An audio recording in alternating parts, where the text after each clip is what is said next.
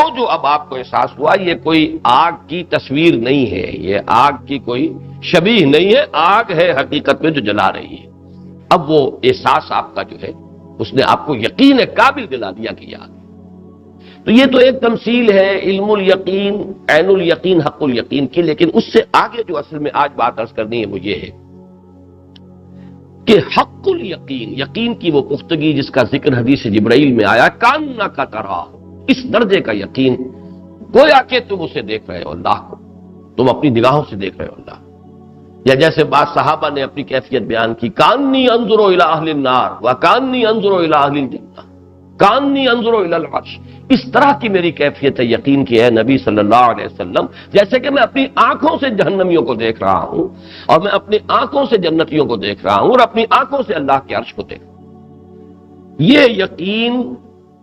انسان کی رسائی میں ہے۔ بدقسمتی سے اس عقلیت گزیدہ دور میں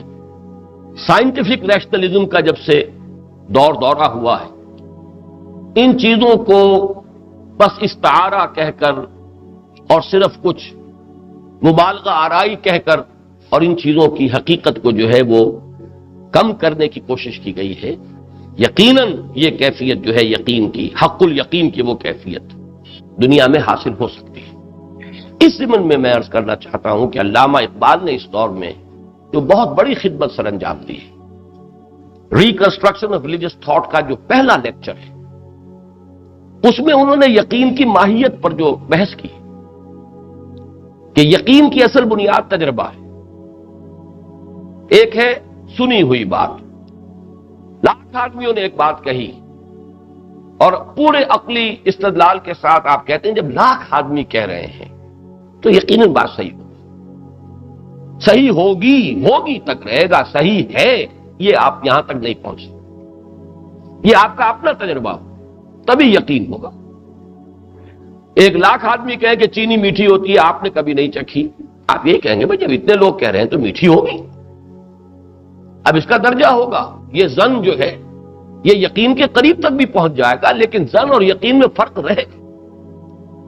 جب آپ نے چکھ لی اب آپ کو یقین ہوا، یہ آپ کا ذاتی ایکسپیرینس ہے، یہ آپ کا ذاتی تجربہ ہے، چینی میٹھی ہے، اب آپ ہے کہتے ہیں، ہوگی نہیں، اب ہوگی سے ہے تک بڑا فاصلہ ہے۔ ز عشق تاب صبوری ہزار فرسنگ است، بہت فاصلہ۔ یہ جو ہے اس کو ایک اور اعتبار سے علامہ اقبال نے پھر اس پر بحث کی ہے کہ در حقیقت آج کے انسان کی گمراہی یہ ہے کہ وہ صرف ایک تجربے سے واقف ہے اور وہ ہے ایکسٹرنل ایکسپیرینس، وہ تجربہ جو ہمیں حواس ظاہری اور حواس خارجی سے ہوتا ہے۔ آنکھ دیکھتی ہے، یہ تجربہ ہے، ہمارا ایکسپیرینس ہے، میں نے خود دیکھا ہے۔ کان سنتے ہیں، میں نے خود سنا ہے، چکھ کر دیکھا ہے، چھو کر دیکھا ہے۔ اور وہ جیسے کہ میں نے مثال دی حق الیقین کی، آگ انگارہ آپ نے ہاتھ میں لیا، بھائی انگارہ ہے، یہ صرف کوئی انگارے کی صورت نہیں، انگارہ ہے اس لیے کہ جگہ ہے، وہ آپ کی جو حس ہے اس کی لمس کی، اس سے آپ کو معلوم ہوا۔ تو چونکہ آج کے مادی دور میں اصل میں انسان کی نگاہ چونکہ حواس خارجی اور حواس ظاہری ہی پر مرتکز ہو گئی ہے، لہذا وہ تجربہ قرار دیتا ہے صرف خارجی تجربے،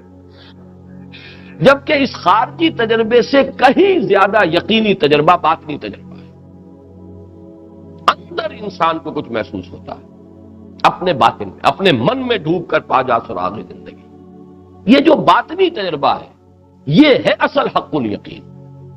اور یہ انسان کو حاصل ہو سکتا ہے اس دنیا میں، اس لیے کہ یہ تجربہ در حقیقت اس کی روح کو حاصل ہو رہا ہے، اس کا وہ